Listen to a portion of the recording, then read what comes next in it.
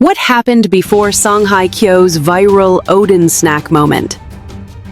What if a simple skewer of steaming Oden could unravel the hidden threads of camaraderie on a windswept film set, proving that the real plot twists happen not in scripts, but in the steam-kissed pauses between takes?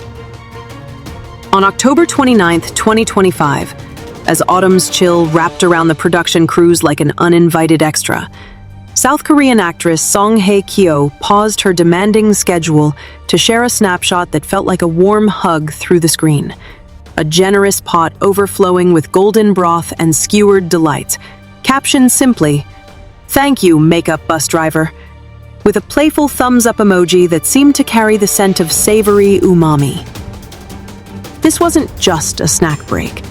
It was a quiet celebration of the unsung rhythm keepers of the industry, those who turn chaotic locations into fleeting sanctuaries. The image, brimming with fish cakes bobbing alongside tender radish and tofu, evokes that irresistible pull of Korean street food on a crisp day. Comfort in a cup, shared without fanfare. I feel a soft pang of envy mixed with delight imagining her there, breath fogging the air as the pot's vapors curl like whispered secrets, reminding us how such gestures dissolve the barriers between star and supporter, fostering a glow that outshines any spotlight.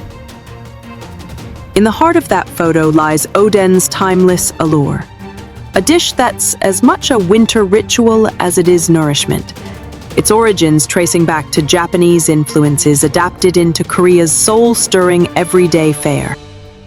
Picture the chewy omok fish cakes, crafted from pureed pollock and laced with subtle sesame whispers, nestled against silky konjac and crisp enoki mushrooms in a dashi broth deepened by kelp and bonito, each element absorbing the cold night's edge while offering a resilient bite. On sets where hours stretch like shadows, this portable warmth becomes a lifeline, especially under October's deceptive bite, when Seoul's temperatures dip to a brisk 10 to 15 degrees Celsius, nipping at exposed skin between retakes. Song's choice to spotlight it feels profoundly intuitive, a way to honor the makeup bus driver's foresight in brewing up this elixir amid the frenzy. It's the kind of detail that tugs at my heartstrings, evoking memories of huddled family gatherings where food mends the invisible fractures of a long day. And I can't help but smile at how her post turns a professional courtesy into a viral embrace, drawing fans into that shared bubble of appreciation. This moment arrives at a pivotal juncture for Song, who's deep into filming Netflix's Slowly and Intense, a drama that simmers with the same deliberate tenderness as its title suggests. Directed by Lee Yoon-jung, whose sharp thrillers like The Lies Within blend suspense with emotional acuity, and penned by the incomparable No Hee-kyung, whose scripts have long dissected the quiet fractures of human connection. The series unfolds against the vibrant, volatile backdrop of South Korea's broadcasting world from the 1960s to the 1980s. Song steps into the role of Min-ja, a tenacious survivor molded by a childhood of unrelenting trials, who claws her way from the fringes of radio scripts to the helm of television's dawn. Her unyielding spirit a mirror to the era's seismic shifts in media and society. Paired opposite Gong-yoo, whose brooding charisma in projects like Squid Game adds layers of introspective fire to his enigmatic director character, the duo's dynamic promises a slow-build intensity that fans have been craving since the casting buzz ignited in early 2025. Production kicked off on January 12th, amid lingering winter frosts, and by late October, outdoor shoots in period costumes, think flowing hanboks evolving into bold mod silhouettes, demand the very endurance that a pot of Oden rewards. There's something poetic in this alignment, how the set's chill amplifies Min-ja's fictional grit, and Song's real-life nod to her crew feels like an off-script echo, leaving me with a thrill of anticipation for how these threads will weave into the final cut. No Hee-kyung's signature shines through in Slowly and Intense, like sunlight filtering through Jeju pines. her narratives always laced with a humanism that elevates the ordinary to the profound. This marks her third outing with Song, following the introspective 2008 drama The World They Live In, where they explored the absurdities of television production, and the razor-sharp 2022-2023 Netflix hit The Glory, a tale of calculated retribution that showcased Song's chilling restraint. No's portfolio is a gallery of emotional tapestries. Dear My Friends tenderly chronicled aging's twilight with intergenerational wit, earning her a Best Screenplay Biksang in 2016, while It's Okay That's Love dared to unpack mental health stigmas through a psychiatrist's turbulent romance, blending levity with raw vulnerability in a way that reshaped K-drama conversations on therapy and love. Her stories often center women who simmer beneath the surface, fierce yet fragile, like Minja, navigating patriarchal boardrooms and personal betrayals, infusing historical sweeps with intimate confessions that feel ripped from life. Collaborating here with Lee Yoon-jung's taut pacing, the drama delves into broadcasting's golden era. From crackling radio serials that captivated post-war households to the color revolution of TV, where pioneers like Minja scripted not just shows, but societal awakenings. I find myself deeply stirred by No's alchemy, how she crafts empathy from era's ashes, and it amplifies my fondness for Song's immersion, as if the actress draws from these scripts to fuel her own gracious ripples on set. Song Hye-kyo's odyssey to this juncture reads like one of No's own epics, resilient, layered, and unexpectedly tender. Beginning not in gilded studios, but on a Daegu high school stage. Born November 22, 1981, she claimed the grand prize at the 1996 Sunkyung Smart Model Contest at age 14, her poised gaze launching her from textbooks to Seoul's glittering orbit.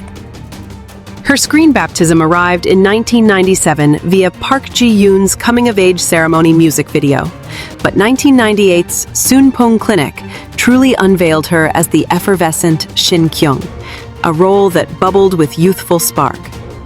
Then came 2000's Autumn in My Heart, a tear-soaked saga of swapped fates and star-crossed siblings, whereas Unsa, Song channeled first love's exquisite ache with a sincerity that propelled the series across Asia, netting her the New Star Award at the 37th Baeksang Arts Awards and cementing her as Hallyu's emotional North Star.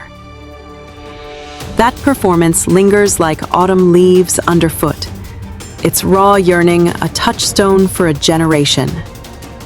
And reflecting on it now, I feel a nostalgic ache for how it captured youth's fragile blaze, much like the fleeting steam from Song's Oden pot.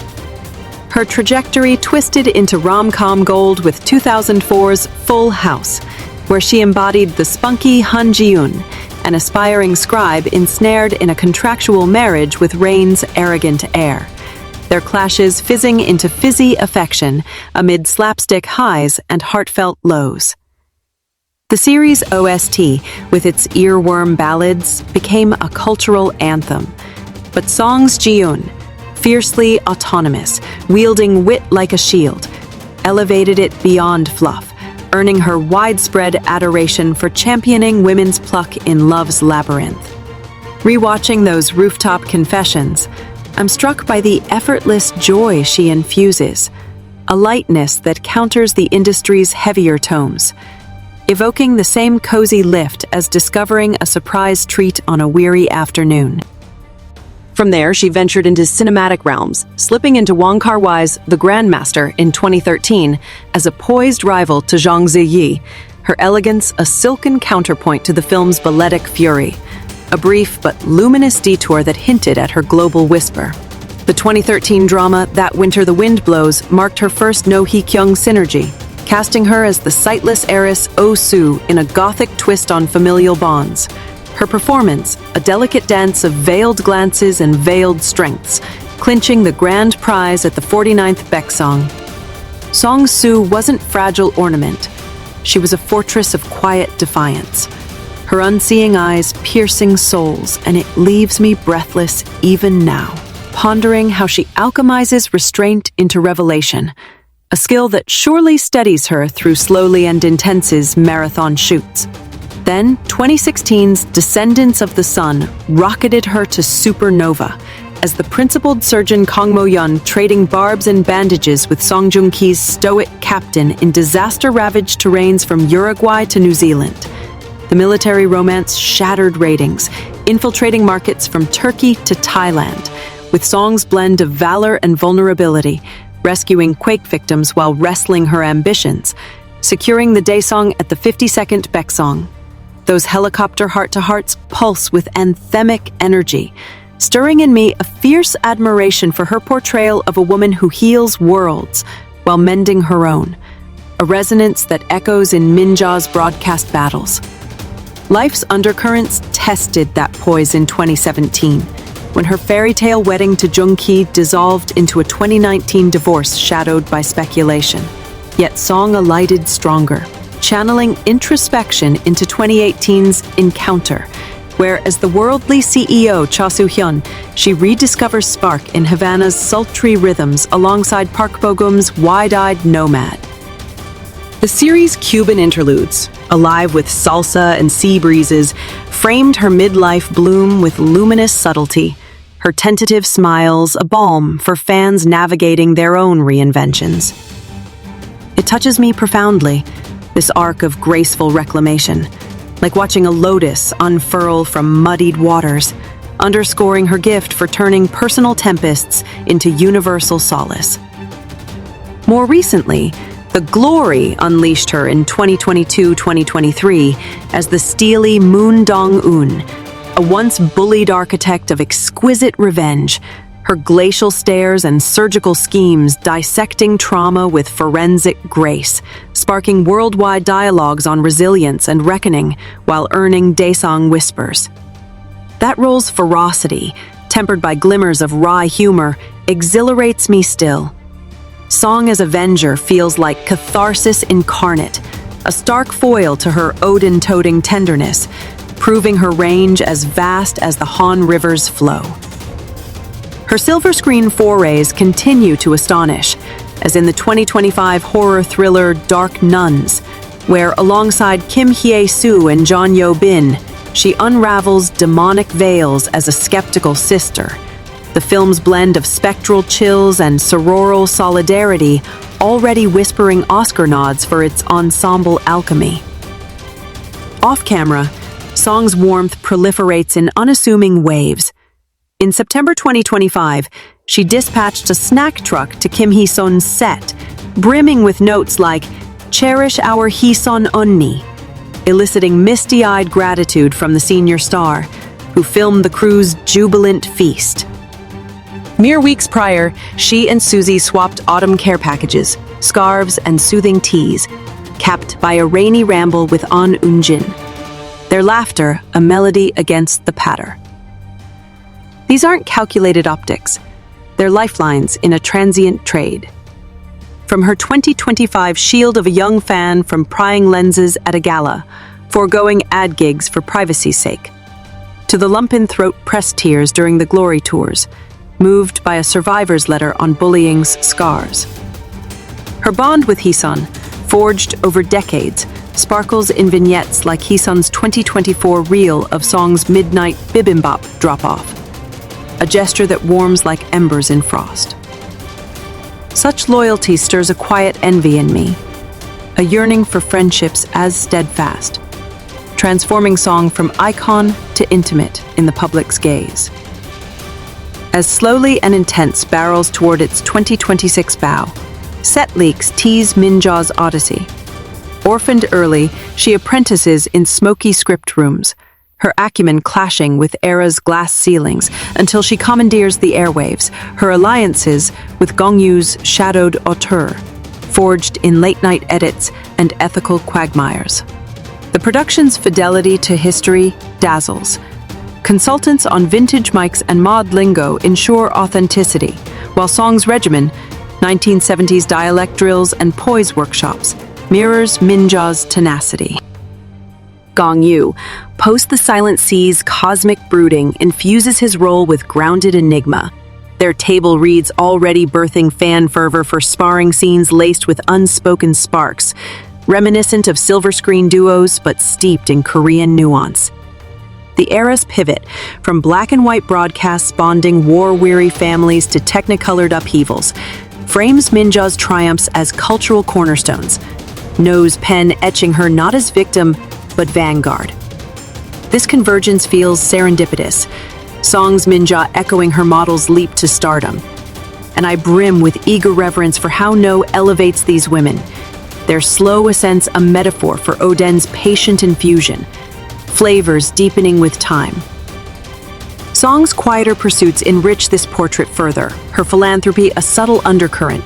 She funneled the Glory fan event yields into 2024 anti-bullying initiatives, acts that feel like extensions of Dongwon's justice, shunning fanfare for impact.